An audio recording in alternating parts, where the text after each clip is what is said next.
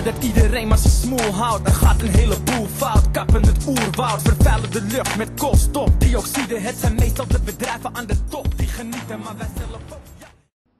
I think we really are all asleep. What we're seeing here is a defining moment for the human race.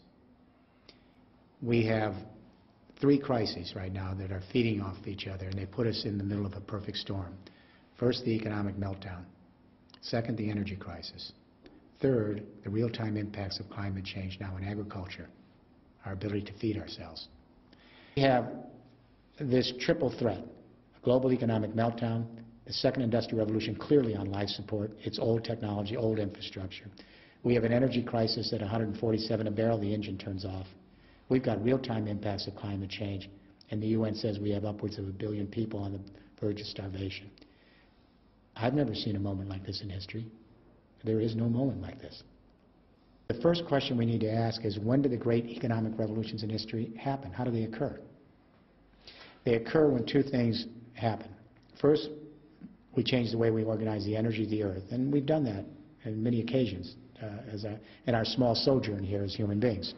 But second, and equally important, we have a communication revolution that allows us to manage the new energy revolutions. It is those infrequent moments in history where energy and communication revolutions converge. When they come together, those are the pivotal points in history. They change the human equation. They even change consciousness. So we have to think distributed. And the way to do that is pillar 2. And that is, everyone listening to this should imagine that their building they're in right now becomes a power plant. I'm talking about every home, office, factory, technology park, every single building in this world in 30 years is converted to a partial power plant, so that you can put a solar roof and suck the sun's energy into your house, into electricity. You can have vertical wind coming up the wall of your building, put it into electricity. The heat under the ground with a heat pump, geothermal, turn it into electricity. The small water supplies near you, turn it into electricity with hydro.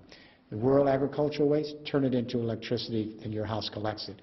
If your home or your building, your office is on the coast, ocean tides. So the buildings, interesting enough, are the problem, they're also the solution.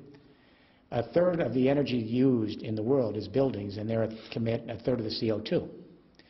They're the #1 cause of climate change. By the way, while we're on this, the #3 cause of climate change is worldwide transport. So the way to jumpstart the global economy is construction, construction, construction.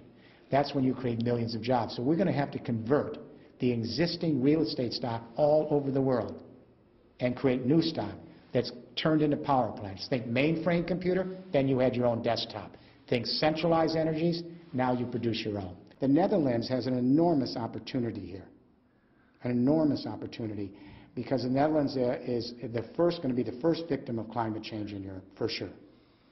But secondly, the Netherlands has always been a country that understands how to balance the market and social model, and the dream is quality of life. That's the Netherlands.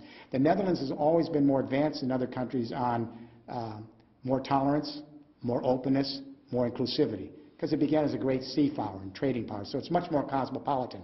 So it has the mental ingredients, it has the challenge of climate change, and it's been fairly far advanced on renewable energies and the new technologies. How do we create at the Netherlands level and the federal level the kinds of codes, regulations, and standards that would get rid of all the red tape and let this thing move? Then how do we create the financial incentives at the federal level that would allow the regions and metropolitans to move on this third industrial revolution? And the question I would ask the government is, where do you want the Netherlands to be in 20 years?